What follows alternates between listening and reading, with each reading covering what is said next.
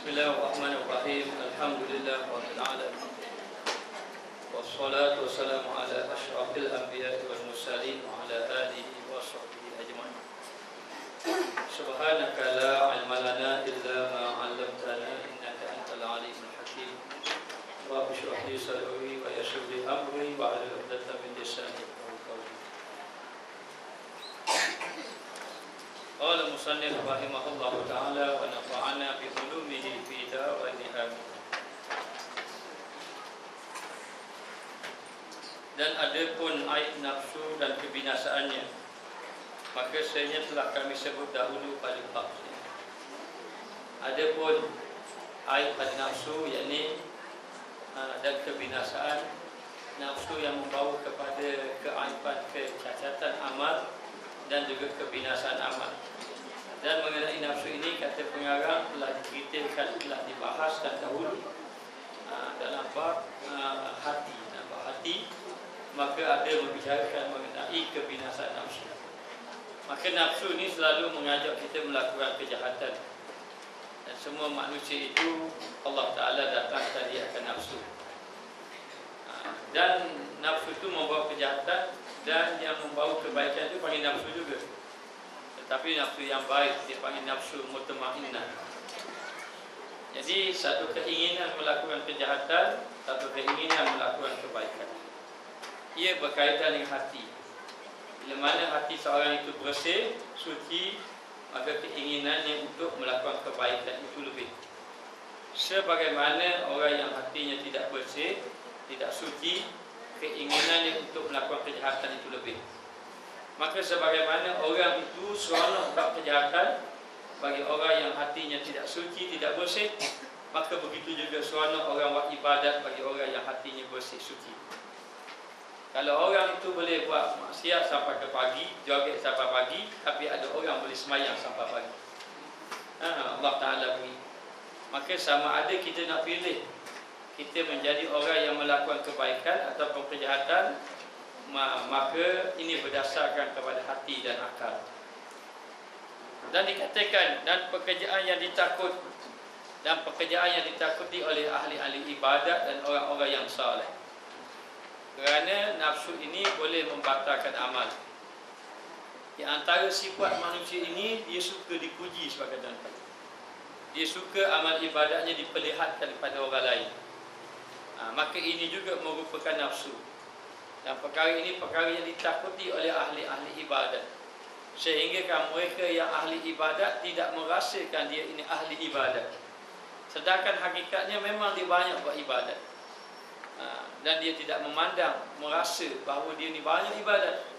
Dan hatinya senantiasa takut dan bimbang. Takut dan bimbang kerana amal ibadat yang dia lakukannya itu ditolak oleh Allah. Dia takut. Maka dikatakan di sini bahawa hamba bersungguh-sungguh, dan diceritakan bersungguh-sungguh dan dikerjanya 70 tahun Pak amal ibadat, 70 tahun, lalai ia daripada aibnya, maka dia lalai daripada keaiban nafsu tadi. Maka beribadat bersungguh-sungguh tapi tak jaga hati. Bila tak jaga hati, lalu dikatakan bahawa aib dan kebinasaannya, maka terkadang tiada ada satu daripadanya yang makbul. Kadang-kadang ibadat itu tidak diterima, makbul itu terima, maka tidak ada satu pun ibadat yang diterima. Kerana hatinya sudah tidak ikhlas kepada Allah, ataupun hatinya penuh dengan ujub, riak, takabur dan sebagainya. Maka orang yang melakukan amal ibadat tidak menjaga hati, ataupun membiarkan hatinya dalam keadaan sakit, maka boleh menyebabkan amalnya itu menjadi rosak. Bagaimana Allah Ta'ala ingin menerima amal kita, sedangkan amal kita bercampur dengan maksiat. Maka hati manusia ini ada tiga yang sudah kita bicarakan dahulu. Ada hati yang sehat, maka melakukan ibadat, benci pada maksiat. Ini hati sehat, ini hati yang bagus. Sehingga kan tercampur di dalam hatinya rasa sangat-sangat benci, dan Allah Ta'ala mempermudahkan ia meninggalkan maksiat. Hatta kalau dia nak buat maksiat pun Allah Ta'ala pelihara, tak jadi buat maksiat. Ini orang yang hati bersih. Tapi ada orang yang hati sakit, yang mana dia buat ibadat tapi dia buat juga maksiat. Ini kebanyakan orang. Kalau kita termasuk golongan ini, kita mohon kepada Allah agar Allah Ta'ala keluarkan kita daripada golongan ini menjadi golongan yang lebih baik. Maka hati yang sakit, dia buat juga taat, dia buat juga ibadat. Maka buat ibadat, buat taat. Kadang-kadang hari yang baik dia buat banyak ibadat, hari yang tidak baik ibadat sikit, maksiat pula banyak. Ini orang yang hatinya sakit. Maka orang yang hati sakit perlu makan obat. Yang sakit perlu makan obat. Kena banyak lagi dengar kuliah agama, kena banyak lagi zikrullah, kena banyak baca Al-Quran, kena banyak ibadat sunat. Ini merupakan ubat-ubat hati. Dan yang ketiga, hati yang mati, tidak suka ketaatan, tak suka langsung ketaatan, suka pada maksiat.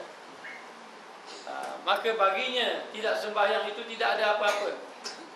Baginya majlis ilmu itu tidak ada manfaat. Ini hati yang sudah mati. Hati yang sudah mati ini dibimbangi bahawa membawa kepada kematian dalam keadaan hati itu lalai kepada Allah Subhanahu Wa Taala. Bagaimana kalau orang itu sudah mati hatinya? Maka hendaklah dia ini berdampingan dengan ulama. Kalau dia berdampingan dengan ulama, kata Luqmanul Hakim, wahai anakku, duduklah kamu bersama dengan ulama, kerana mereka itu menghidupkan hati-hati manusia yang mati sebagaimana air hujan menghidupkan bumi-bumi yang mati. Bumi-bumi yang mati, tanah-tanah yang kering, gesam, kering kontang, tiba-tiba turun air hujan menjadi subur. Maka hati-hati yang mati ini, kalau dapat duduk dengan ulama yang saleh, yang betul-betul takwa kepada Allah, boleh menghidupkan hati yang sudah mati. Lalu dikatakan bahawa kadang-kadang orang melakukan amal ibadat berpuluh-puluh tahun dengan merasakan ibadatnya sudah banyak, padahal ibadatnya tidak diterima oleh Allah. Maka dikatakan tiada ada satu daripadanya yang makbul, yang diterima. Tidak ada satu pun yang diterima oleh Allah. Maka nanti bangkit di negeri akhirat, dia akan bertanya pada Allah, ya Allah, aku sudah sembahyang sekian-sekian, aku telah berpuasa, aku telah membaca Quran, banyak ni. Maka Allah Ta'ala bentangkan amalnya, ternyata amalnya ada aib, amalnya ada kebinasaan, ada sesuatu yang membinasakan amal.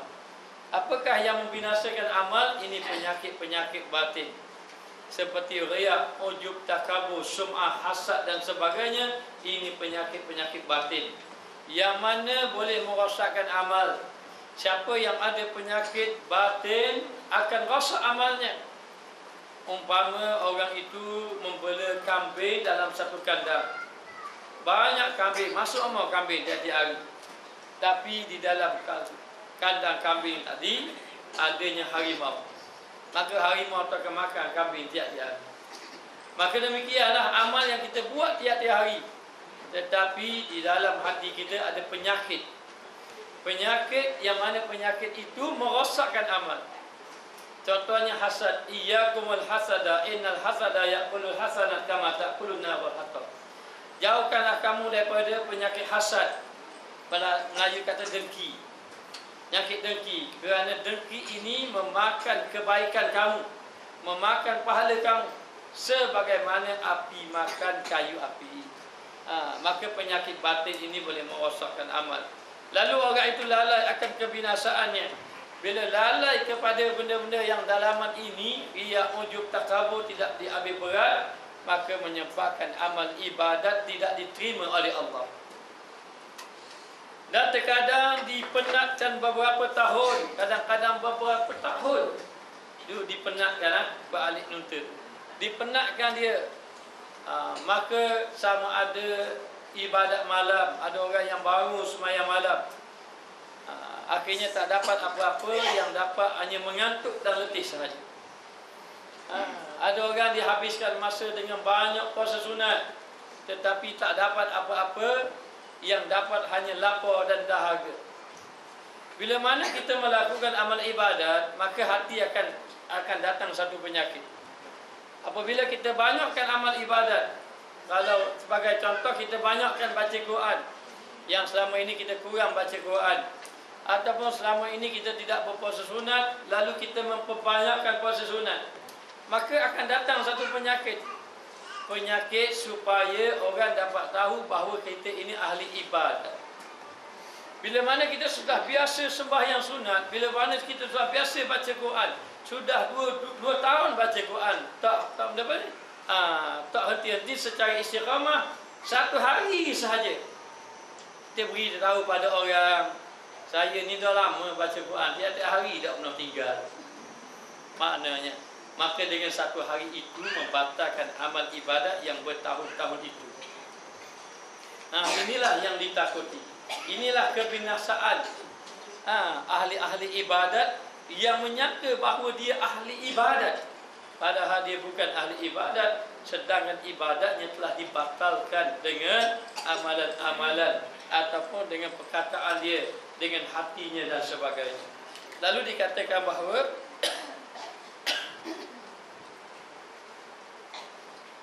maka dibinasakan dengan dia dengan saat yang satu, masa yang satu, dengan sebab dia menceritakan kebaikan dia, maka terbatal amal ibadat yang lalu. Kan kita sudah cerita minggu yang lalu, seorang tu kata nak jamu tetamu tu, dia kata ambil mangkuk, ambil cawan-cawan itu bukan hak haji yang baru ni, hak dulu tu maknanya. Jadi orang dapat tahulah dia dah buat haji 2 kali. Maknanya maka terbatal amalnya. Terbatal amalnya dengan sebab nak beritahu bahawa dia ini ahli ibadat. Sebab itu tak apa kalau orang tengok kita ini bukan ahli ibadat. Biarlah orang tengok kita ni orang kurang ibadat. Tapi baik kita buat amal ibadat antara kita dengan Allah. Kita banyakkan ibadat ketika mana kita keseorangan, itu lebih baik daripada kita memperbanyakkan ibadat di khalayak ramai, di hadapan ramai, yang mana kita tidak mampu menjaga hati. Tapi kalau orang itu mampu menjaga hati, walaupun dia ibadat banyak-banyak, tapi dia macam biasa saja, itu tidak mengapa, bahkan afdal, menyebabkan orang boleh ambil contoh. Lalu pernah ditanya, bagaimana kita ini, bila mana kita buat amal ibadat, memang ada dalam hati nak suruh orang tahu. Dan kita juga bimbang amal ibadat kita nanti boleh menjadi rosak. Maka diajar kepada kita, selepas ibadat, banyakkan istighfar.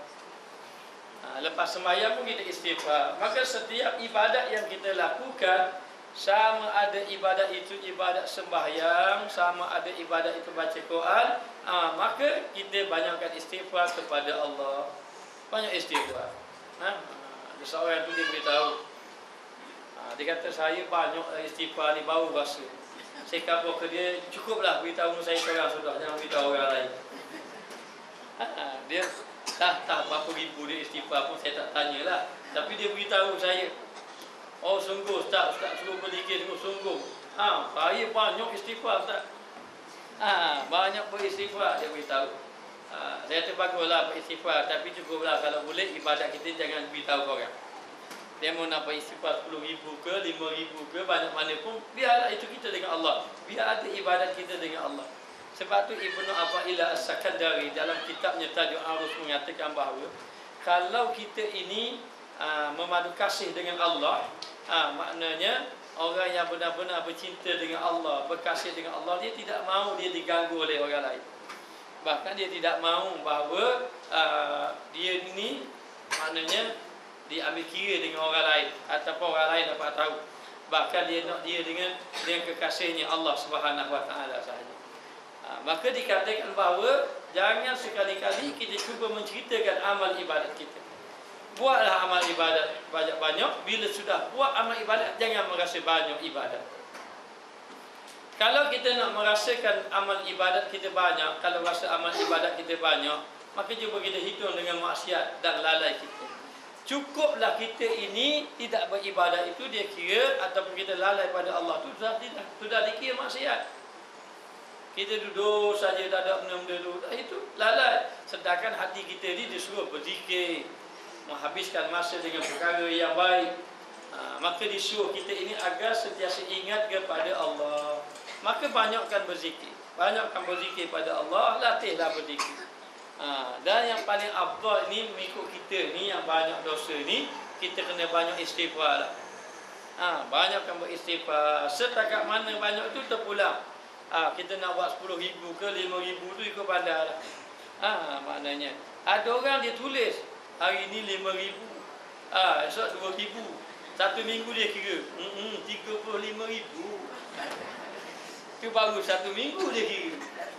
Lepas pada tu dah banyak-banyak, satu bulan dia kata ada dalam kat 100,000 dah. Maknanya akhir sekali mari teringat bilangan, banyaknya 100,000. Patutkan apa? Doanya ana 100,000 je.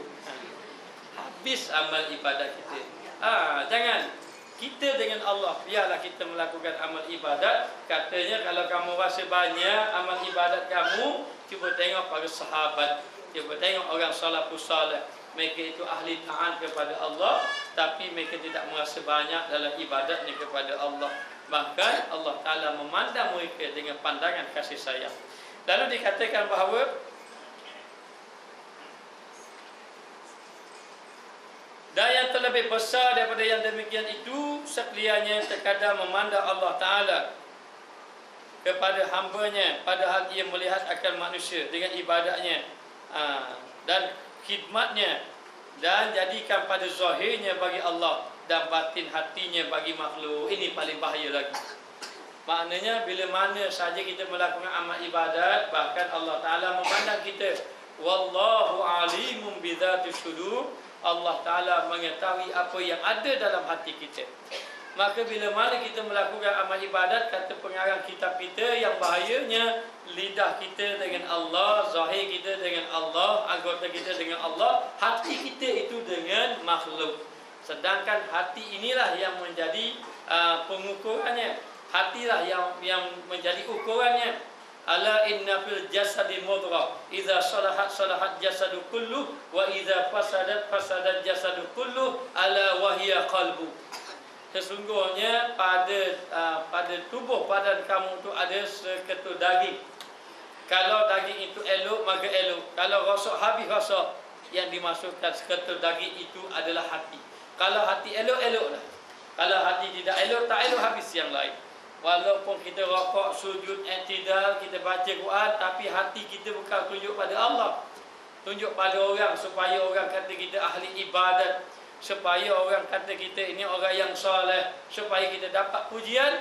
Maka amalan ini tidak diterima oleh Allah Subhanahu wa Ta'ala. Lalu dikatakan bahawa batin dan hatinya bagi makhluk, kepada makhluk, maka ditolaknya akan dia, maka Allah Ta'ala tolak. Sebab tu cukup kita tengok sembahyang kita macam mana. Rasa-rasanya kata takbir, lupa terus Allah, macam-macam ingat. Kalau kita tak ingat pun betul sebelum sembahyang. Jadi ini memberitahu bahawa Allah Ta'ala maknanya uji pada kita, dan memang ternyata hati kita ini lalat. Maka orang pernah tanya macam mana nak khusyuk sembahyang. Saya kata saya tak boleh nak jawab, sebab saya pun tak khusyuk lagi sembahyang. Ada orang daripada Kuala Lumpur tanya, nak tanya saya, Ustaz khusyuk tak sembahyang? Jauhnya mari nak tanya kita khusyuk tak. Kata tidak khusyuk sembahyang, lalai pada Allah. Tapi kita sama-sama berjalan kepada Allah. Bila kita bertanya kepada ulama-ulama, orang soleh, pembacaan dalam kitab yang ditulis oleh ulama, khusyuk ini adalah amalan hati, bukan amalan jasad. Kerana satu hari Nabi tengok orang sembahyang, lalu Nabi tengok dia main janggut. Mungkin dia ada janggut, dia pun main janggut dia. Lalu Nabi kata, kalaulah hatinya khusyuk, maka anggota zahirnya akan khusyuk. Bila anggota zahirnya tidak khusyuk, maka menandakan hatinya tidak khusyuk. Maka disuruh kepada kita menjaga hati kita. Nak tengok orang itu sembahyangnya memberi kesan, maka tengoklah di luar sembahyang. Di luar sembahyang. Walaupun di dalam sembahyangnya kita tengok angkat takbir, angkat doa, menangis-nangis contohnya. Bersungguh-sungguh, rokok, sujud, i'tidal, makna bersungguh-sungguh. Dalam keadaan menjaga sungguh. Sujud pula lama tak bangun-bangun. Maknanya kita pun tengok Allah, memang bagusnya orang ini. Tapi tengok di luar sembahyangnya bagaimana. Kerana di luar sembahyang adalah kesan daripada ibadat dalam sembahyang. Maka orang yang khusyuk sembahyang, maka Allah Ta'ala akan jadikan dia ini dapat mencegah dirinya daripada perbuatan keji dan juga mungkar. Dosa-dosa yang besar dia akan dapat tinggalkan. Dosa besar yang melibatkan anggota zahir seperti mina arak, berjudi, berzina dan sebagainya. Dosa besar yang menyebabkan batin seperti riak, takabur, ujub, sum'ah dan sebagainya dapat ditinggalkan. Ini kesan daripada dia melakukan ibadat. Ini semua pekerjaan hati. Lalu saya kata pada dia, hati kita ini lalai sebab kita tidak ikat. Dia liar sikit hati kita ini. Maka ikatlah hati kita ini dengan zikrullah. Ingatkan Allah Ta'ala banyak-banyak di luar sembahyang. Nanti dalam sembahyang akan ingat insya-Allah. Kalau tak ingat banyak, ingat sikit. Lama-lama jadi ingat banyak juga insya-Allah. Tapi kenalah kita latih. Kena sentiasa cuba ingat akan diri kita supaya kita ini sentiasa menjadi hamba kepada Allah Subhanahu wa taala. Maka dikatakan bahawa dengan yang demikian itu akan sebagai talak yang tiada dibalik. Maknanya talak Allah Taala tak terima, tak boleh kembali dah amal ibadat kita yang sudah ditolak. Bila ditolak saja habis amal ibadat kita nanti. Maka ramailah manusia yang dekat negeri akhirat bila bangkit tidak ada amal. Mayati yaumal qiyamah bi salatin wa zakatin wa siyamin. Orang yang datang dekat negeri akhirat bawa pahala sembahyang, puasa dan sebagainya. Tapi akhirnya sudah habis amalannya dengan sebab perbuatan dia yang zahir, maknanya mencela orang, mengambil hak orang, buat zalim orang, ataupun perbuatannya yang batin yang menyebabkan amal ibadatnya ditolak oleh Allah Subhanahu wa taala. Berlindung kami dengan Allah, kita berlindung dengan Allah agar amal ibadat kita diterima oleh Allah. Dan kena banyak doa pada Allah Ta'ala. Sebab tu kata ulama, kalau kamu nak berdoa pada Allah, doalah untuk Allah. Faham tak? Kata ulama, kalau kamu nak berdoa kepada Allah, doalah untuk Allah. Hari ni kita nak berdoa, doa untuk kita. Kita tak doa untuk Allah. Kalau kita dengar ayat ni memang pelik. Nak doa apa untuk Allah? Murah rezeki, Allah Ta'ala pun beri rezeki. Maknanya kita berdoa untuk sesuatu kita nak sembah pada Allah. Kalau nak berdoa, doalah minta khusyuk, kerana khusyuk itu untuk Allah. Kalau nak berdoa, doalah menjadi orang yang taat, kerana taat itu untuk Allah. Kalau kita nak berdoa, doalah sesuatu kita yang membawa kita ini kembali pada Allah.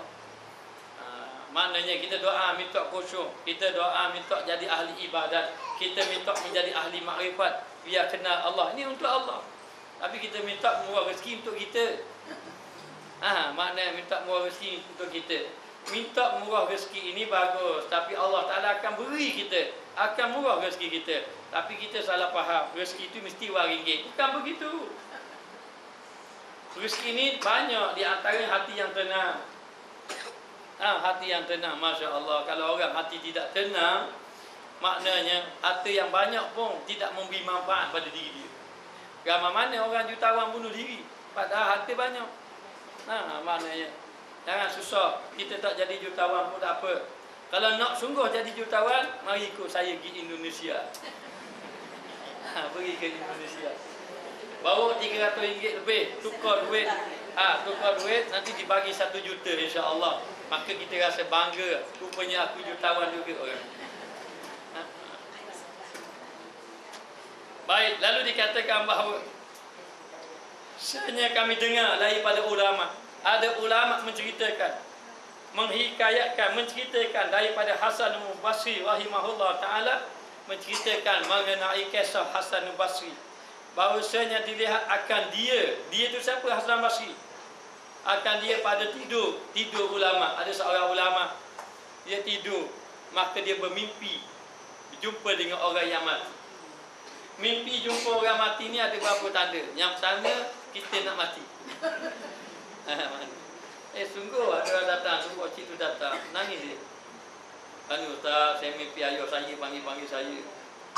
Apa maknanya Ustaz? Ke saya nak pergi kat dia tak? Dia kata dok lagi lambat lagi. Dia tu mungkin perlukan pahala kita, banyakkan doa lah pada dia. Kadang-kadang mimpi memang kita nak bersama dengan dia. Kadang-kadang mimpi orang mati itu adalah disebabkan dia memerlukan pahala daripada kita. Orang mati ini dia duduk dalam umpama orang yang kelemasan, sangat-sangat perlukan bantuan. Maka orang yang hidup boleh membantu orang yang mati dengan menghadiahkan pahala-pahala. Macam baru ni orang tanya, boleh tak saya nak korban pada si mati? Saya nak si mati korban. Saya kata si mati tak boleh korban. Sepatutnya orang yang masuk korban tu dia kena sembelih. Macam mana orang mati tu nak kena sembelih? Kemudian orang masuk korban kena niat ataupun kena wakil. Macam mana orang mati tu nak wakil kita?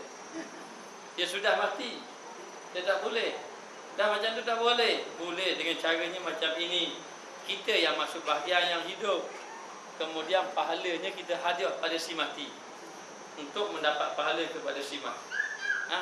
Maka katanya Hasan al-Basri ini, orang mimpi dia, lalu orang jumpa dia dalam mimpi tadi. Kemudian daripada matinya, selepas daripada mati. Selepas daripada mati orang pemimpi dia. Maka beruntung kalau orang bermimpi dengan orang yang saleh. Kalau dia mimpi dengan orang-orang yang saleh, insya-Allah ada kebaikan baginya, insya-Allah. Lalulah dikatakan bahawa ditanya akan dia pada halnya. Maka orang pun tanya keadaan dia. Ulama yang mimpi tanya, bagaimana keadaan kamu? Wahai Hasan al-Basri.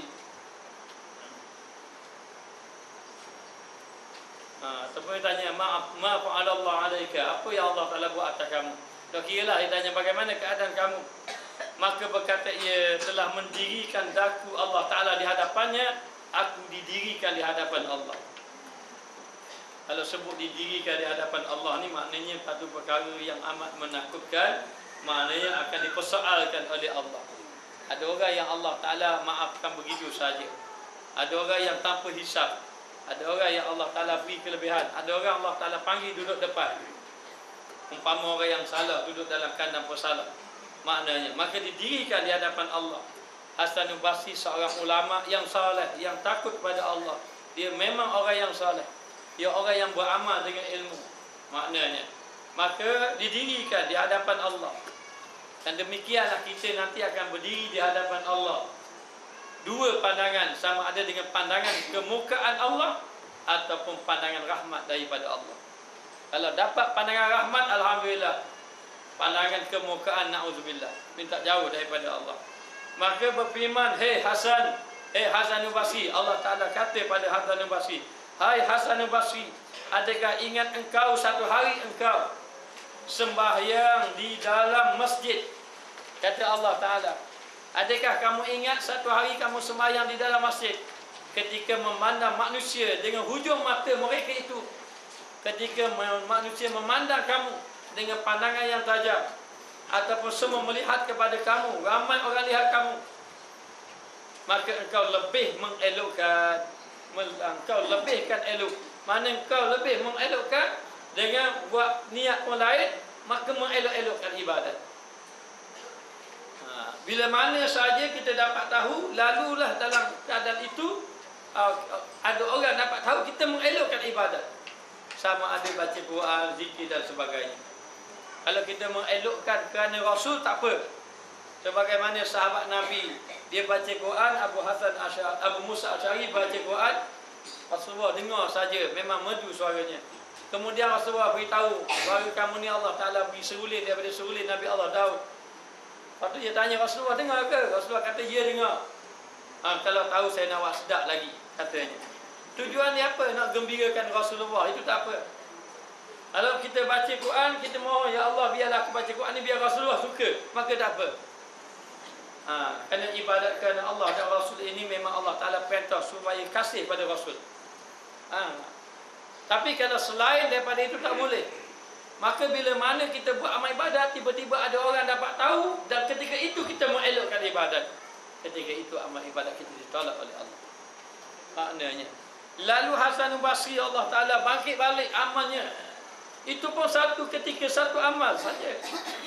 Mu ingat tak katanya ketika mana kamu sembahyang dan Allah Ta'ala akan ingatkan kita amal ibadat kita di atas muka dunia. Allah Ta'ala akan ingatkan kita amal-amal ibadat supaya apa? Supaya kita tidak boleh berhujah di hadapan Allah. Kalau kita kata tak ingat, andai kata hari itu kita tambah cakap, lidah kita tambah bercakap, kita pun diam. Al-yawma nakhtimu ala afwahihim wa tukallimuna aydihim. Tapi tangan akan bercakap. Wa tashhadu arjuluhum, kaki akan menjadi saksi. Bima kanu ya'malun, dengan apa yang kita lakukan. Bahkan dikatakan bahawa bukan kata tangan dan kaki, keliling kita apa ada? Meja, kipas angin, dinding, semua akan jadi saksi. Bukan saja keliling kita ini, bahkan hari menjadi saksi. Siang ke malam, maka siang jadi saksi. Malam jadi saksi. Bukan saja siang dan malam, maka matahari bulan akan jadi saksi. Kalau matahari, kalau bulan akan jadi saksi. Tak cukup dengan itu, malaikat yang ada di kanan akan jadi saksi. Fa'tarafu bizambihim fasuhqan li ashabis sa'id. Maka ketika itu mereka akan mengaku di atas dosa-dosa yang mereka lakukan. Wal iyazu billahi min zalik. Kita hamba yang banyak dosa, mohon pada Allah ampunkan dosa-dosa kita. Lalu katanya, kamu mengelokkan bagi sembahyang kamu. Ada satu ketika kamu sembahyang, orang pakat tengok, maka kamu pun mengelokkan sembahyang kamu. Maka jikalau tiada bahawasanya permulaan sembahyang engkau adalah ia bagiku khalis ikhlas, nasib baik pada awal-awal angkat takbir waktu ihram, mula-mula sembahyang memang dia ikhlas sungguh pada Allah, memang dia sungguh-sungguh ikhlas. Dan Hasan al-Basri ini memang ahli ibadat, memang orang yang soleh, memang ibadat dia banyak. Jadi bila ibadat dia banyak, maka dengan kesalahan yang sikit ini Allah Ta'ala maafkan. Kita dahlah ibadat kurang. Dalam ibadat kurang itu tiba-tiba dicampur lagi dengan ujub lagi, takabur dan sebagainya. Maka kata Allah Ta'ala kepada Hasan al-Basri, dulu satu ketika kamu sembahyang, ada orang tengok kamu mengelokkan, maka aku tak terima. Tapi oleh kerana ibadat kamu ini yang ikhlas pada mula-mula sembahyang, pada akad takbir ihram tadi yang mula-mula sembahyang, maka kerana itu akhirnya Allah Ta'ala terima balik amal ibadat kita. Kalau kita dapat tahu bahawa ibadat kita ini sudah ada bercampur dengan satu riya, ujub dan sebagainya, lepas pada ibadat itu terus kita istighfar. Terus kita istighfar. Dan kalau boleh, kalau orang itu rajin, boleh mengqadhakan balik ibadat yang kita rasa itu ada di dalamnya keaiban tadi ataupun kebinasaan amal tadi. Maka dikata, nasai aku talak akan dikau hari ini daripada pintuku, nasai aku halau daripada pintu aku, kata Allah. Pintu rahmat Allah. Maka Allah Ta'ala halau. Dengan sebab apa? Dengan sebab dia mengelokkan akan amal ibadahnya. Dan nasai aku putuskan daripada aku sekali, maknanya aku putuskan hubungan aku dengan kamu, kata Allah Ta'ala, kata kepada Hasan al-Basri.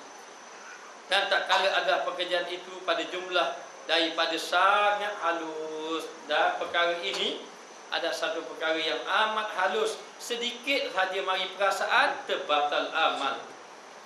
Datang perasaan tu je, terbatal amal. Perasaan apa? Perasaan kena elokkan amal ibadat kerana orang lain tengok. Ataupun mari perasaan saya ini orang yang lebih baik pada orang lain. Siapa yang menyangka ataupun merasa dia lebih baik pada orang dengan sebab amal yang dia buat, maka amal itu akan membinasakan dia. Sebab itu Imam Ghazali ajar kena tengok orang lain baik pada kita. Yang kata kita baik pada orang ini, Allah Ta'ala telah tunjuk contoh bila mana Allah Ta'ala suruh sujud pada Nabi Adam. Wa isqulna lil malaikati isjudu li adama fasajadu illa iblis aba wastakbara wa kana minal kafirin. Allah Ta'ala kata pada malaikat, "Hei malaikatku, sujud kamu kepada Adam." Maka semua malaikat sujud, walaupun disuruh pada malaikat termasuk dengan iblis kena sujud belaka. Semua kena sujud, tapi bila saja disuruh sujud, fasajadu illa iblis, kecuali iblis. Iblis itu dia tidak mau sujud, aba, enggan, wastakbara, sombong. enggan beribadat satu sombong, maka cukup orang yang merasa dia lebih baik pada orang itu dikira sombong. Sombong dengan Allah. Maknanya kalau dia ada ilmu, maka dia merasakan dengan ilmu dia lebih baik pada orang, maka dia juga termasuk dengan orang yang akan ditolak amal. Maknanya ini bahaya kelebihan yang Allah Ta'ala beri pada orang seseorang tadi, baik ilmu, baik amal, baik harta, baik pangkat, baik kedudukan. Kalau merasa dia ini lebih baik pada orang, maka merosakkan amal tadi. Jadi siapakah yang merasakan dia lebih baik pada yang lain? Iblis mengatakan apa? Iblis mengatakan khalaqtani min tin wa khalaqtani min nar wa khalaqtahu min tin. Aku ini dijadikan daripada api dan dia dijadikan daripada tanah. Kan tanah ini kadang-kadang dia berbau. Maknanya jadilah keadaan itu, akhir sekali dia merasakan bahawa dia lebih baik pada orang.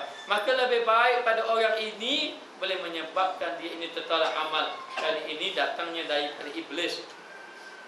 Daripada Nabi mengatakan ma'ana biqara'in, aku tidak pandai membaca, aku tidak ada apa-apa. Aku tidak ada kelebihan, aku tidak ada apa-apa. Maknanya akhir sekali Allah Ta'ala bersama dengan orang yang sentiasa ingat kepada Allah. Lalu dikatakan di sini sangat halus, sangat payah. Dan kadang kita tak sedar, kita berasa kita okey dah. Kita rasa kita tidak ada riak, kita rasa kita tidak ada ujub, kita rasa kita tidak ada takabur pun, padahal dalam hati kita ada riak. Kita meninggalkan amal kerana orang pun riak juga. Malah ngaji dia tahu aku pandang ngaji, tak ngaji setakat. Maknanya itu riak juga. Padahal dia ingat dia nak lari pada sifat riak tadi. Itu riak juga, kata Qudai riak. Riak ini buatkan orang, tinggalkan orang. Ikhlas ini buatkan Allah, tidak berkaitan dengan orang. Maknanya, dan orang macam mana? Buat ibadat terus. Ada orang, tidak ada orang, terus buat amal ibadat. Maknanya, maka dikatakan bahawa sangat payah kepada yang besar menilik oleh orang yang mempunyai mata hati padanya. Sangat payah. Kecuali kepada orang yang Allah Ta'ala beri mata hati. Kena tengok dengan mata hati. Tengok mata zahir kita tak jadi. Masa sudah banyak amal, sudah bagus, tapi tengok dengan mata hati kita. Nak tengok dengan mata hati ni, kena hidupkan hati kita. Lepas tu orang yang berzikir Allah, banyak berzikir, insya-Allah kadang-kadang Allah Ta'ala buka pada dia. Sebab tu kita ni kena banyak tengok diri kita pada tengok orang lain. Kalau kita tengok orang lain, tertutup diri kita. Kita tengok orang lain buat salah. Ketika mana kita tengok orang lain buat salah, itu kita salah. Kesalahan kita melihat kesalahan orang. Itu kesalahan kita. Lalu dikatakan bahawa mata hati padanya, maka takut mereka itu atas diri mereka itu, hingga bahawasanya setengah daripada mereka itu orang yang tiada berpaling kepada sekalian barang yang nyata bagi manusia daripada amal. Sehingga kan ada dalam kalangan mereka itu, mereka tidak berpaling kepada amal mereka. Maknanya tak tengok kepada amal mereka. Bahkan makin banyak buat amal ibadat, makin tak ada rasa apa-apa. Ada seorang ulama dia kata apa? Anggaplah ibadat kamu umpama sampah. Kamu ingat tak kamu buat sampah, barang-barang apa yang kamu boleh ingat tak? Buang sampah, kamu ingat rasa tak? Maknanya, dia kata begitu. Maka jangan kita menghitung balik amal kita. Daripada kita menghitung amal, baik kita menghitung dosa. Bukan menghitung dosa untuk berbangga, tapi kita menghitung dosa kita untuk kita memperbaiki amal kita. Ada orang hitung dosa, Allah saya zaman muda begini, jadi bangga diri pula. Jadi kalau dia buat dahulu, datang dosa balik. Maknanya, dengan sebab kejahatan yang dia buat dahulu. Tapi kalau mari mikir, Allah sayanya banyak dosa. Bagaimana kalau Allah Ta'ala matikan kita tengah buat dosa, waliyatubillah. Tak jauh dengan Allah Ta'ala. Maknanya, maka dikatakan di sini, sampai mereka ini tiada berpaling kepada amalnya, yakni tiada dibilangkan lagi amalnya. Dia tak kira amalnya. Tak ada rasa amal. Tak ada rasa amal, tak ada rasa banyak buat amal ibadat. Maknanya, lalu dikatakan bahawa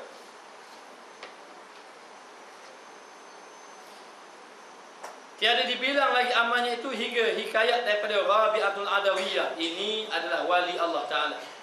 Rabi'atul Adawiyah radhiyallahu anha, bahawasanya ia berkata, barang yang nyata daripada amalku. Ia berkata, ini kata dia, barang yang nyata daripada amalku tiada aku bilangkan akan dia suatu. Barang yang nyata daripada amal dia, aku tak mau kira dah surga. Padahal Rabi'atul Adawiyah setiap malam dia sentiasa sujud pada Allah. Tidak dia sujud kecuali akan basah tempat sujud. Maknanya dihabiskan masanya dengan melakukan amal ibadat kepada Allah. Dan dia adalah orang yang berkasih-kasih, bercinta dengan Allah. Dan dia sampai makam yang tinggi, makam mahabbah pada Allah. Makam yang benar-benar rindu, asyik dengan Allah Ta'ala. Sibukkan dia dan hatinya sudah tidak ada dunia lagi. Satu hari orang datang, pencuri datang rumah dia, selalu masuk rumah biasanya. Curi rumah dia. Cari benda tak ada. Rabi'atul Adawiyah memang tak ada apa-apa. Akhirnya cari tak ada benda, pencuri tadi nak keluar. Kata Rabi'atul Adawiyah, nanti dulu jangan keluar, takkan balik saja tangan kosong. Kata Rabi'atul Adawiyah. Boleh ke kalau kita nak jadi macam dia pun boleh. Maknanya kalau dia nak keluar, siap ambil sikit bagi dia. Jadi Rabi'atul Adawiyah kata nanti jangan keluar. Tak ada benda rumah saya ni, kalau tidak silap di belakang sana tu ada satu macam dia kendinya, ada kendi je. Maknanya tak ada auto saja dia ambil, auto jangan tinggal tangan kosong. Tapi dalam kendi tu ada air, tapi kalau sebelum kamu keluar semayang dulu. Akhirnya pura-pura tadi ikut kata dia. Oh, mayang dulu. Ambil mayang dulu. Lepas mayang tu tak apa, keluar. Mananya? Insaf terus pencuri tadi. Allah Ta'ala beri orang yang hatinya kepada Allah Subhanahu Wa Ta'ala. Sebab orang yang hatinya kepada Allah, nanti Allah Ta'ala akan bagi. Orang akan kasih pada dia. Bila Allah Ta'ala kasih pada dia, dia akan dikasih oleh orang ramai. Dan dia akan dikasih oleh malaikat-malaikat. Maknanya bila kita melakukan kebaikan. Lalu dikatakan Rabi'atul Adawiyah, seorang wali Allah Ta'ala, bahawasanya ia berkata, barang yang nyata daripada amalku tiada aku bilangkan suatu. Dan kata orang lain pula kata, sembunyikan kebajikan kamu, sembunyikan kebaikan kamu. Kebaikan-kebaikan kita ni sembunyikan. Maknanya jangan beritahu amal ibadat kita banyak. Dan tak boleh kabur sikit pun, dah buat madam dia kabur. Dan hanya dah boleh ke nak kabur ke orang? Dah kita tu mayang sunat dah banyak, dah puasa sunat lagi banyak. Dan tak apa faedah kita kabur ke orang. Tak ada benda pun. Maknanya kalau kita dapat pujian, sekadar pujian tu saja. Takkanlah dengan keletihan itu kita nak tukar dengan satu pujian. Bagusnya awak. Tak ada lagi saya jumpa orang macam awak. Mana sukalah kita. Kalau kita semayang berbulan-bulan habis dengan pujian tu. Mahal mana pujian? Tak payah kabur. Biarlah orang tengok kita bukan ahli ibadat. Maknanya tengok sepeh tak ada. Tengok tu dahi-dahi hitam tak ada. Kan orang biasa dahi hitam, maknanya ni memang ahli ibadat. Tengok tak ada. Sepeh-sepeh pun tak ada. Maknanya tak apa, biar orang kenal kita bukan ahli ibadat. Yang paling penting, manusia kena faham. Manusia tak nilai kita, Allah Ta'ala nilai. Manusia nak nilai macam mana, dia sendiri pun tak tahu keadaan dia. Dia sendiri pun.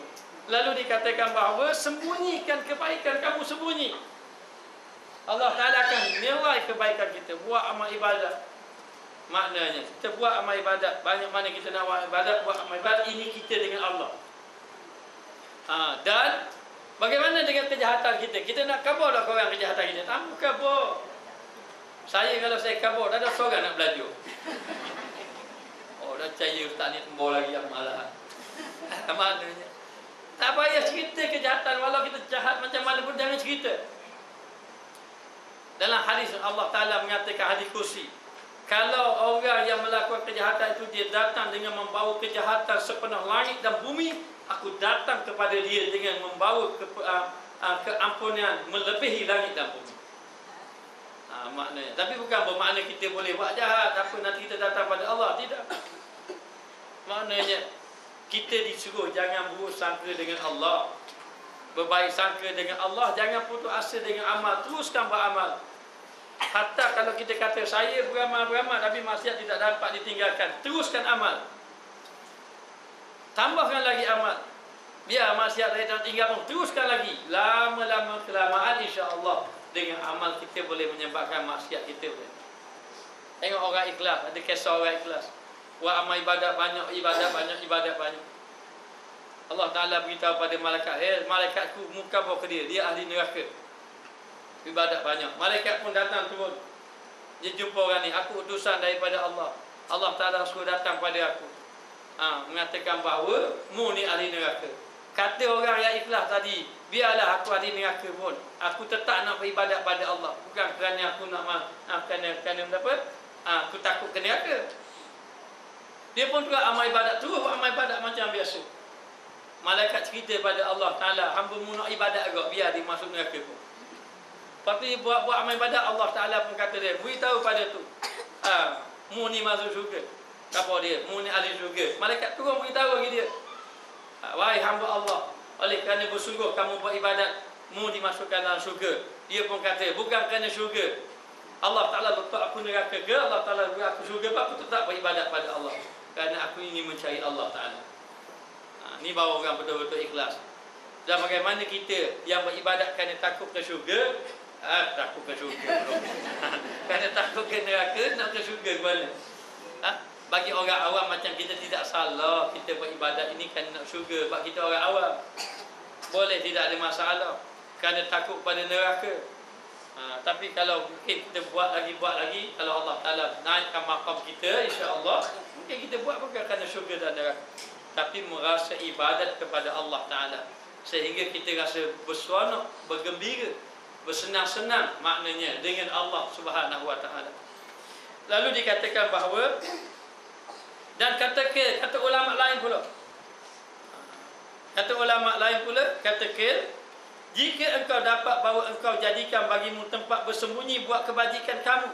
Kalau kamu dapat satu tempat ataupun kamu boleh bersembunyi buat kebaikan, maknanya nak berzikir pun jangan beritahu orang, nak baca Quran pun sembunyi-sembunyi. Maknanya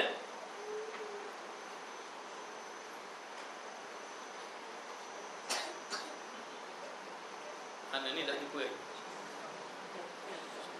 Jika engkau dapat bahawa engkau jadikan bagimu tempat bersembunyi berbuat kebajikan kamu padanya, maka perbuatlah oleh makan dia. Maka buatlah. Tempat kita buat ni, kalau ada tempat sembunyi yang kita dengan Allah buat. Cari setengah-setengah orang tu dia ada makbat tempat ibadat ni. Tempat ibadat.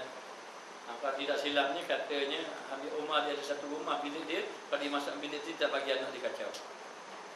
Ada setengahnya. Jadi satu hari anak dia tak ada. Tengok-tengok dia menangis dah pagi-pagi. Itu kerja dia dengan Allah. Maknanya.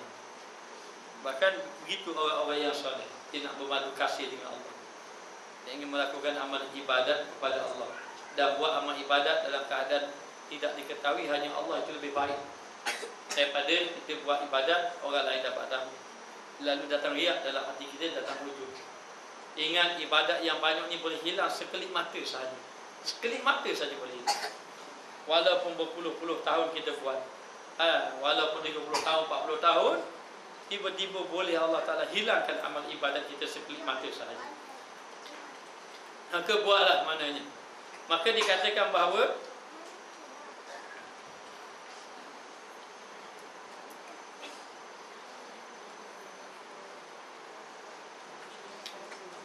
dan sebenarnya dihikayatkan, maka demikianlah.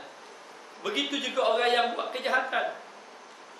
Kalau orang buat kejahatan, dia lebih suka buat secara tersembunyi daripada terang-terangan. Kalau kejahatan kamu buat tersembunyi, maknanya maka buatlah kebaikan itu tersembunyi, lebih baik. Bagaimana orang suka buat kejahatan, tapi bila kejahatan memang tak buat terang-terang. Tak ada orang curi depan orang ramai. Tengok nak ambil, tak ada. Dia ambil terus orang takak lalu dia. Tidak ada. Dia suka buat. Maka ahli maksiat, dia suka buat maksiat terang-terangan, tersembunyi, ahli ibadat suka buat ibadat tersembunyi. Maknanya, maka dia dengan Allah Subhanahu Wa Taala, dan Allah Taala memandang kepada hamba-Nya yang sentiasa ingat kepada Allah. Di antara orang yang dapat lindungan arsy Allah Taala di negeri akhirat, tak kira lelaki ke perempuan, muslimin muslimat, tak kira, yang mana bila mana dia duduk malam-malam keseorangan diri, hanya dia dengan Allah Ta'ala saja, lalu menangis dia, mengalir air mata, maka air mata inilah yang akan memadamkan api neraka. Dengan arti kata, dia akan mendapat lindungan arsy Allah Subhanahu Wa Ta'ala. Maka disuruh kita buatlah kebaikan tersembunyi. Jadi Umar Al-Khattab, orang pergi nak jumpa dia, dia jadi khalifah. Orang tanya, mana istana dia? Rakyat dia ketawa. Kalau Sayyidina Umar Amirul Mukminin, kamu tanya istana, maknanya kamu memang tak kenal dia. Dia mana ada istana? Dan macam mana lah? Pergi kat Siddiq tengok dia. Tengok dekat masjid. Lalulah pergi kat masjid. Pergi kat masjid tengok Sayyidina Umar duk guling baring. Baring biasa macam orang awam, macam orang kampung saja. Mari tengok. Pada tu akhirnya cakap dengan dia. Cakap nak jumpa dengan Sayyidina Umar. Katanya, tak apa, beritahu saya, tak apa. Beritahu dia. Maknanya akhirnya orang tu dapat tahu yang orang ini punya Sayyidina Umar Al-Khattab. Ada rombongan lain pula. Dia datang malam-malam. Orang pun kata, malam lewat dah, jumpa besok lah. Jumpa besok. Dia tidur di masjid. Maka tidur di masjid. Padahal dalam masjid tu ada Sayyidina Umar. Ada. Maka tidur masjid. Malam tu tiba-tiba salah seorang daripada rombongan tadi terdengar suara orang duk menangis. Duk menangis, tak oh ada orang menangis. Oh, ni orang lelaki yang soleh. Pak tadi jumpa petang dia. Mana dalam masjid. Jumpa tadi. Jadi dia ingatkan orang jemaah gitu lah. Tengok duk menangis siapa ke pagi. Esokkannya tiap-tiap pagi orang puaka nak jumpa, mai mari jumpa. Tengok orang menangis malam tu dia lah. Sayyidina Umar Al-Khattab yang takut kepada Allah Subhanahu Wa Taala. Kedemikianlah dikatakan bahawa sentiasa menyembunyikan amal. Bukan Sayyidina Umar tu menangis buat supaya orang lain dengar. Tapi memang dulu satu ketika dahulu dalam satu hadis, Sayyidina Umar semayang malam dia baca kuat-kuat. Sayyidina Abu Bakar dia baca perlahan. Rasulullah panggil Sayyidina Umar, panggil Sayyidina Abu Bakar. Rasulullah tanya Sayyidina Umar, apa baca kuat-kuat? Sengaja kuat-kuat. Biar orang lain tak boleh tidur bangun suruh ibadat. Baca kuat-kuat. Maknanya. Damu Sayyidina Abu Bakar kenapa slow? Saji buat slow, tak ganggu orang. Ni sengaja nak baca kuat, nak suruh orang bangun ibadat. Ni nak biar orang tidur dan ganggu orang. Lalu Rasulullah beritahu, hai Umar, perlahankan suara kamu. Hai Abu Bakar, kuatkan sikit suara kamu. Mungkin tidak salah kita sembahyang tahajud, kita baca kuat-kuat sikit. Tapi jangan kuat sangat. Tak payah pakai speaker. Tak payah. Kalau kita pakai speaker, nanti kesian orang bangun main subuh. Masuk dah maya. Tak dengar sekarang. Orang pun main subuh Allah. Lepas main subuh, dia tidur. Dia pun tidur. Dia tidur. Akhirnya bangun pukul 8. Maya malam. Dia tak sedar dia main subuh pukul 3 pagi. Sebab orang surau buat sembahyang Jumaat tadi tu, dia pakai speaker. Tak perlu. Kita dalam masjid sajalah. Maknanya. Lalu dalam keadaan macam itu, menyembunyikan amal itu afdal. Sebab tu sembahyang di antara sembahyang sunat yang afdal adalah sembahyang tahajud. Main tahajud maknanya. Dulu ingat masa sembahyang Jumaat dulu ada seorang tahajud. Ustaz nak tanya sikit Ustaz. Boleh tak kita sembahyang tahajud ni kita nak buat siang hari? Dapat berbulu. Tahajud buat siang hari. Dia kata dah kejut malam. Dah kejut malam. Dah kalau dah kejut malam nak qada ni, nak qada boleh lah. Tapi ikut syarat dia orang yang ahli tahajud. Kalau malam tu baru nak bangun tiba-tiba dah kejut, qada tu tak boleh. Saya lama main tahajud. Negara dia kabur. Saya lama main tahajud. Alhamdulillah. Tolong doa-doa angkat saya. Pada ni dah boleh main tahajud. Ha? Baik. Lalu dikatakan bahawa sebenarnya dihikayatkan bahawa sebenarnya dikata orang bagi Rabi'ah tu, apa yang kamu harap yang lebih barang yang kamu harapkan katanya. Kat mana baca ni? Barang yang kamu harapkan katanya dengan putus asa. Jawabnya dengan putus asa aku daripada sebesar amalku. Apakah yang kamu harap sangat? Maknanya yang benar-benar harap. Maka dia kata putus asa dengan amal. Putus asa dengan amal maknanya tak ada gantung terus dengan amal. Tidak mengharap terus dengan amal. Kita kadang-kadang kita mengharap dengan amal. Kita rajin sikit, kita rasa kita dah sedap dekat dengan Allah. Maknanya sebenarnya Allah Ta'ala tak melihat pun amal kita, tapi Allah Ta'ala melihat hati kita. Bagaimana kita beramal dengan keadaan hati kita. Kemudian orang itu menjadi dekat dia dengan Allah bukan kerana banyaknya amal, tapi kerana kasihnya Allah tak ada dia. Hanya dengan sebab kasih tadi, disebabkan dia banyak beramal, Allah Ta'ala beri kasih pada dia. Maka biasanya dengan amal banyak jadi Allah Ta'ala kasih. Dan ada juga orang yang amal sedikit Allah Ta'ala kasih juga pada dia. Maka yang paling penting kita carilah biar Allah Ta'ala itu kasih kepada kita. Sebaik-baik nak jadi kita kasih, Allah Ta'ala kasih pada kita, jadilah kita orang yang meninggalkan perkara yang diharamkan oleh Allah. Lalu Nabi pesan kepada sahabat, takutlah kamu kepada Allah dengan meninggalkan perkara yang diharamkan oleh Allah. Nabi tak sebut takutlah kamu dengan Allah dengan melakukan amal, tidak, dengan meninggalkan perkara yang diharamkan oleh Allah. Maka orang yang benar-benar takut, dia berjaya meninggalkan perkara yang diharamkan oleh Allah. Dan redalah kamu dengan apa yang Allah Ta'ala bagi pada kamu. Allah Ta'ala beri pada kita reda. Sama ada sedikit, reda dengan sedikit. Sama ada banyak, syukur dengan banyak. Dan reda, terima apa yang Allah Ta'ala beri. Maknanya bila Allah Ta'ala beri pada kita, maka ini tanda Allah Ta'ala kasih pada seorang tadi, dan dia kasih pada Allah. Maka dikatakan, dihikayatkan bahawasanya berhimpun Muhammad ibn Wasid dan Malik ibn Dinar.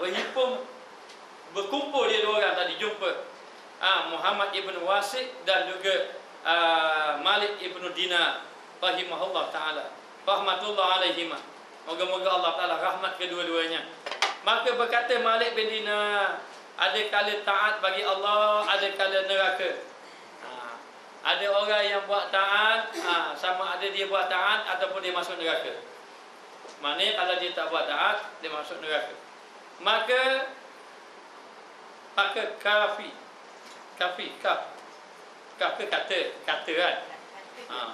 Maka kata Muhammad ibn Wasid, bukan apa doktor.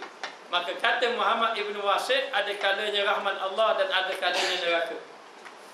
Dia antara neraka dengan taat kan, antara neraka dengan rahmat. Kalau orang tak buat taat, masuk neraka. Maknanya katanya Malik bin Dinar. Kata Muhammad ibn Wasid, kalau tak dapat rahmat, masuk neraka. Yang benarnya, kalau tak dapat rahmat, masuk neraka. Bukan taat betul taat, tapi taat itu tak jamin. Dengan ketaatan kita tak boleh nak banding dengan syurga Allah. Hanya biasanya begitulah, kalau orang tu tak buat taat, macam mana nak dapat rahmat? Lalu dalam dikatakan antara rahmat dengan neraka. Maknanya kalau tidak dapat rahmat, maka neraka. Dan ada tak orang yang buat dosa, dia dibangkitkan dengan orang yang melakukan dosa, dia buat dosa, tapi Allah Ta'ala masukkan dia dalam syurga. Ada tak? Ada. Dengan sebab yang pertama, dengan sebab syafaat Nabi kita Muhammad sallallahu alaihi wasallam. Kerana ada hadis mengatakan bahawa syafaat Nabi ini dapat juga pada orang yang melakukan dosa besar, selagi mana dia tidak syirik kepada Allah. Maknanya, tapi ghalibnya orang yang buat taat itu, dia akan dapat rahmat Allah bila mana taat itu diterima oleh Allah Subhanahu wa taala.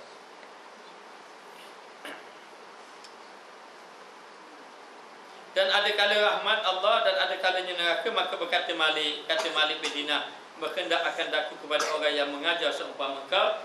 Kalau begitu aku naklah kamu ajar aku. Maknanya kerana benarlah kata kamu, antara rahmat dengan neraka saja. Sebab tu kita mohon pada Allah, biar Allah Ta'ala beri rahmat pada kita. Nak banding dengan amal ibadat tak mampu. Nabi sendiri mengatakan kalau tidak kerana rahmat semua masuk neraka. Bukan kerana amal masuk syurga. Sahabat tanya, ya Rasulullah, kamu gitu juga masuk syurga bukan kerana amal? Ya, aku gitu juga, katanya. Katanya siapa? Katanya Rasulullah. Aku pun begitu juga. Kalau tidak kerana rahmat, maknanya habis masuk neraka juga. Kerana rahmat. Sedangkan siapa boleh lawan ibadat Nabi? Rasulullah SAW tak pernah lupa pada Allah walau satu saat. Lalu orang tanya, ketika mana Nabi tidur? Ya, walaupun Nabi tidur, Nabi tidak lupa Allah. Macam mana dia tidur, dia tak lupa Allah? Wallahu a'lam. Saya tidak tahu. Tapi memang Nabi dia tidur, dalam keadaan dia tidur, dia tak lupa Allah. Sayyidina Abu Bakar pergi ke rumah Rasulullah, beri salam 3 kali. Rasulullah tak jawab, Nabi lari. Nabi dah, Sayyidina Abu Bakar lari. Bila lari, saya nak balik. Rasulullah panggil balik Abu Bakar. Sayyidina Abu Bakar. Maka Sayyidina Abu Bakar rasa bersalah sebab ganggu Nabi tidur. Dia kata, ya Rasulullah, tidakkah kamu tidur? Ya, aku tidur mata, hati tidak tidur. Maknanya. Maka ada orang yang matanya pejam, hatinya selain. Maknanya. Dengar kuliah, hatinya masuk, mata je pejam. Kalau faham tak faham sudah. Dan daripada Abu Yazid Al-Bustami Al-Sultani Al-Arifin, Sultan Al-Arifin, orang yang arifillah, rahimahullah, rahmatullah alaih, katanya, aku melawan akan ibadat aku mujahadah dalam beribadat, nak istiqamah dalam ibadat 30 tahun. Maknanya lawan ibadat 30 tahun. Maka aku lihat seorang yang berkata bagiku, hei Abu Yazid, aku jumpa orang yang kata pada, hei Abu Yazid, dan bagi Allah Ta'ala bendaharaan penuh daripada ibadat, dan Allah Ta'ala memiliki pembendaharaan yang penuh dengan ibadat.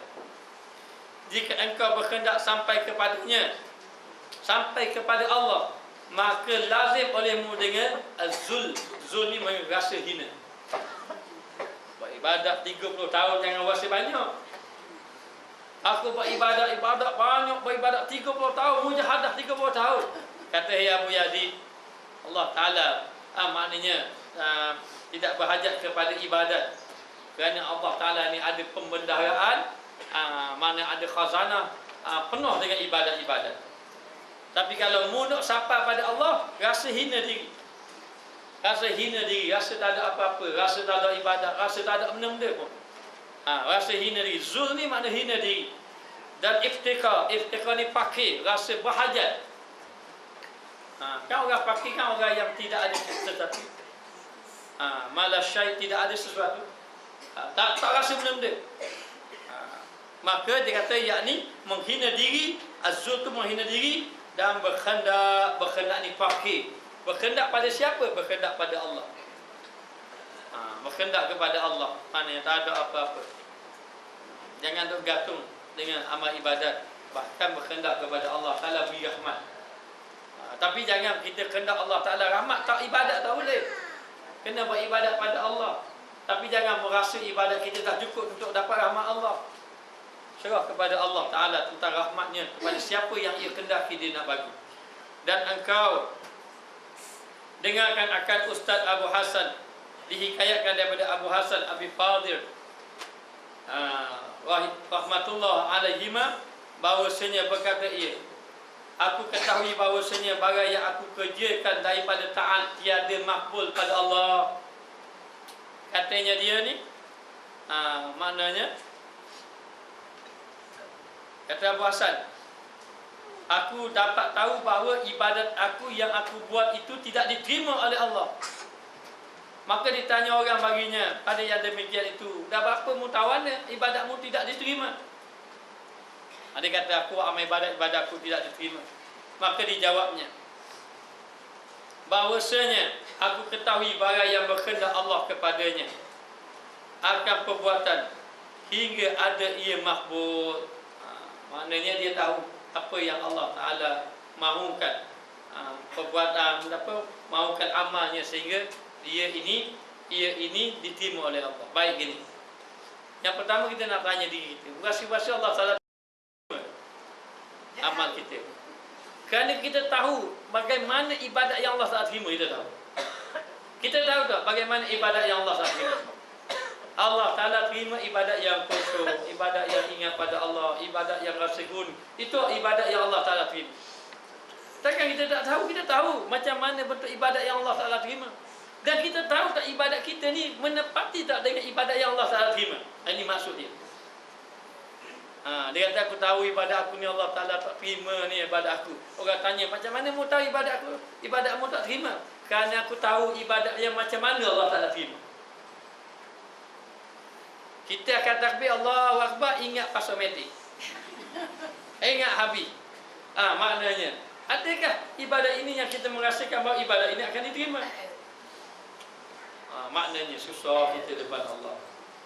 Lepas tu kalau dengan orang-orang yang pergi jumpa Allah, Allah takut. Takut. Mari mikir kita, mana ibadat aku yang rasa sempurna? Tak daripada 15 tahun sampai sekarang.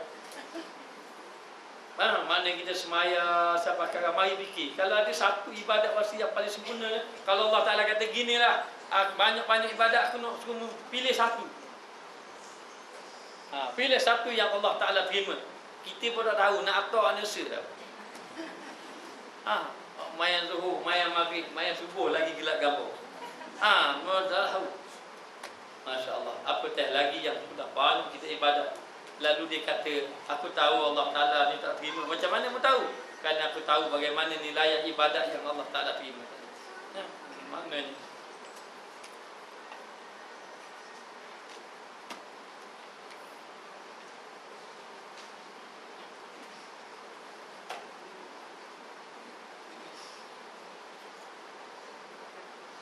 Dan ditanya orang baginya, yang demikian itu dijawabnya bahawasanya aku ketahui barang yang berkehendak Allah kepadanya.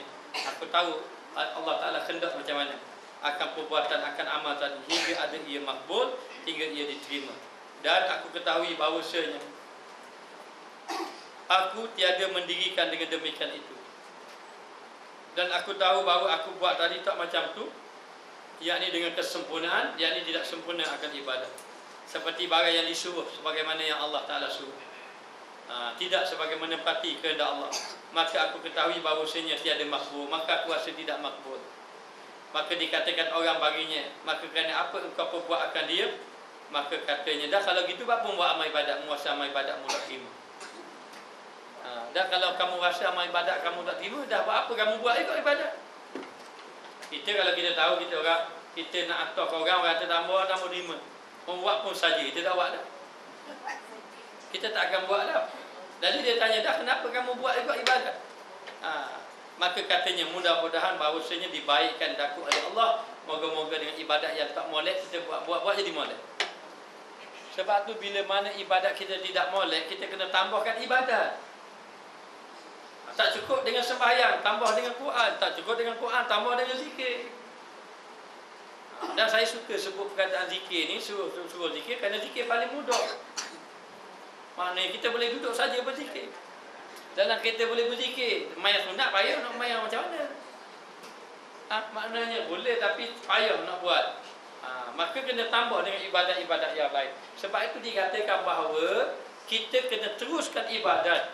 Walaupun kita tahu ibadat kita tidak sempurna, walaupun kita tahu ibadat kita ini jauh lagi kena dielokkan, tapi kita kena teruskan buat amal ibadat, perbaiki dan mohon pada Allah biar Allah Ta'ala terima.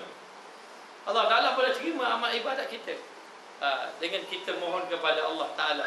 Maka dikatakan bahawa supaya satu hari nanti jadi amal ibadat kita diterima oleh Allah, maka jadilah nafsu tak jadi biasa. Bila kita biasa ibadat, lama-lama jadi biasa. Jadi biasa, teruskan ibadat, teruskan berzikir, teruskan baca Quran, teruskan buat amal ibadat. Biarlah orang kata, hantar kalau kata mu ibadat dah terima Tuhan, orang kata gitu, teruskan. Maknanya hantar kita pun berasa Allah beratnya, rasa Allah Ta'ala terima doa ibadat macam ni. Jangan duk habis masa dengan putus asa, teruskan dengan amal ibadat. Tambahkan amal ibadat kita, lama-lama jadi biasa.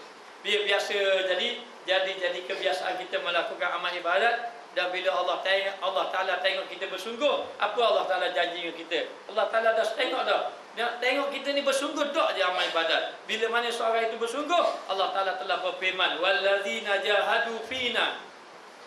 Sesiapa yang bersungguh-sungguh datang kepada kami, kepada Allah.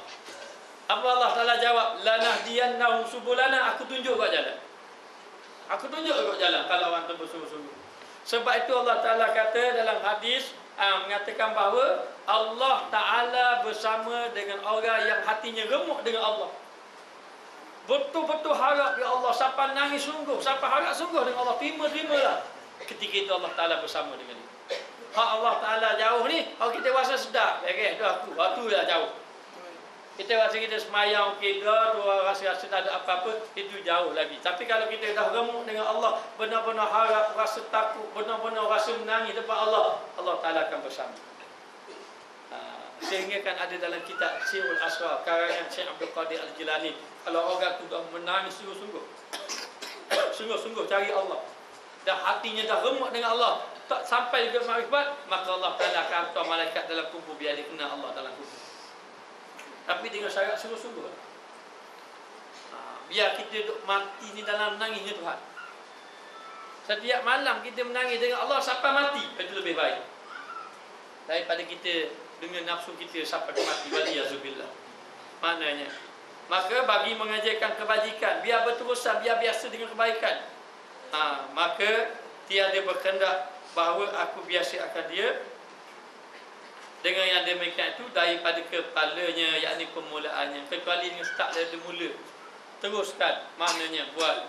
Maka inilah hal segala mereka yang a'lam, yang bijaksana, yang mempunyai mujahadat, kesungguhan. Dia tahu, semua orang-orang solat itu dia tak kuasa amal ibadatnya diterima, sebab tu dia beribadat sungguh-sungguh.